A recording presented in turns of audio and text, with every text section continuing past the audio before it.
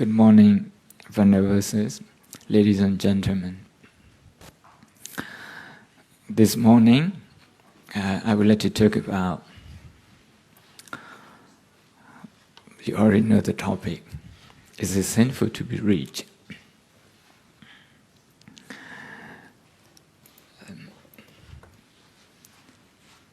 I think the word sinful that we use in Thai, in Bab, strictly speaking, the understanding of sin in Abrahamic religion, like in Judaism, Christianity, and Islam, and then the understanding of sin in Buddhism are not the same. Strictly speaking, we don't have the kind of sin that is understood in those religions. In those religions, being sinful means, okay, you have committed something not allowed by the Creator, and that you are going to be somewhere paying forever, paying for that forever. But for us, we rather use the word wholesome and unwholesome. Okay? Being wholesome and unwholesome, kuson, akuson, we can translate it as wholesome and unwholesome. So this concept fits the Buddhist philosophical framework better than any other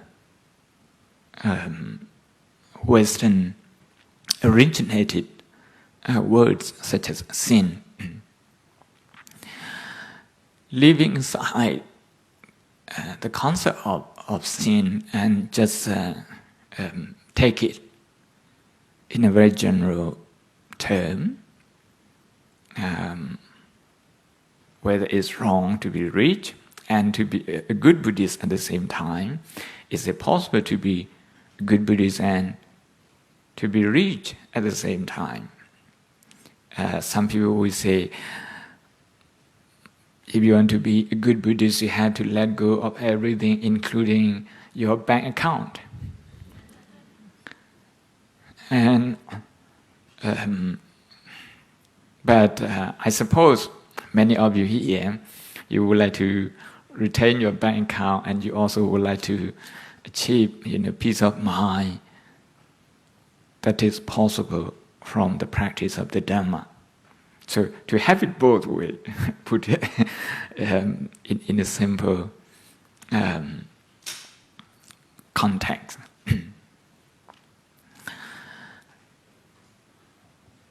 You can understand why people ask whether it is sinful to be rich for a Buddhist.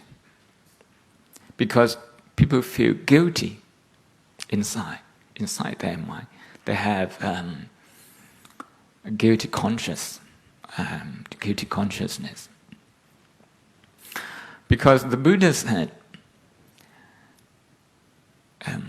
to be enlightened, to be free from suffering, we have to understand, we have to realize the Four Noble Truths, Ariya Satsī.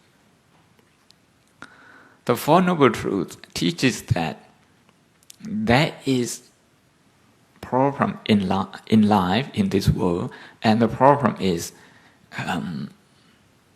going on and on. There's a cycle of suffering.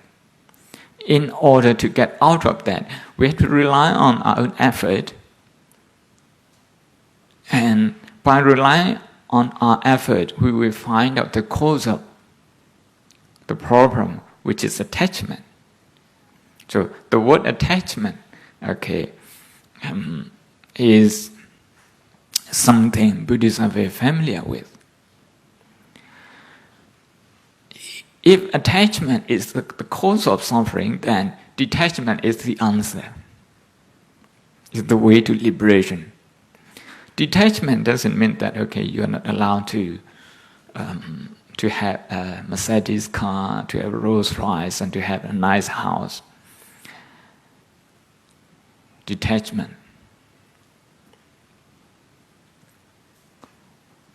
In the early 1990s, in his book, the late Pope John Paul, in his book, The Treasure of Hope, he criticized the Buddhist concept of detachment as a way to liberation. He said it wasn't possible. So today, partly to take on that, and partly I would like to touch on Buddhist economic ethics.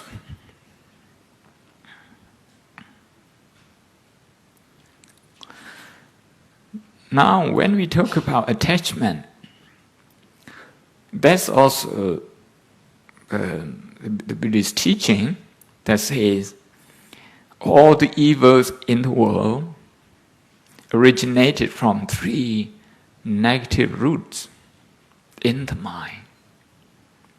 That is greed, hatred, and ignorance.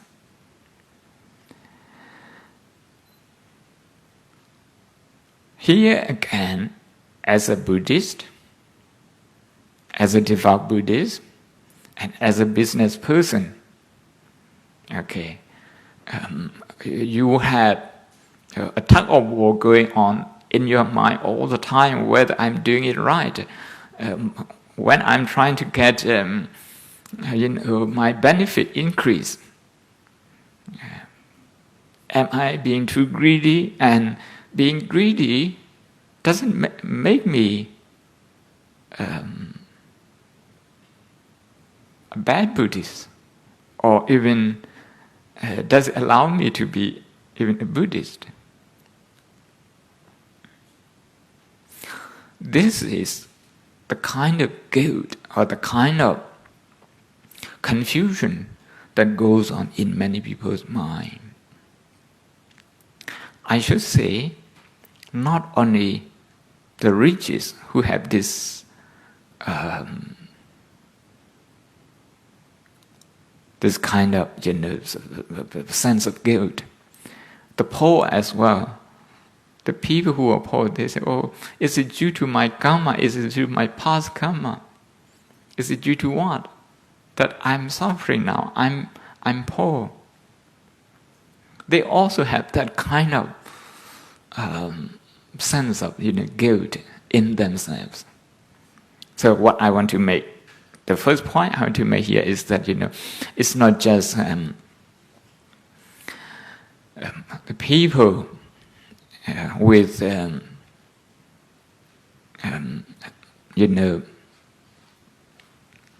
little means to achieve things, but even people with little, they also have that kind of conscious struggle from time to time. I think this is a good thing. This is a good beginning, and we can explore from here.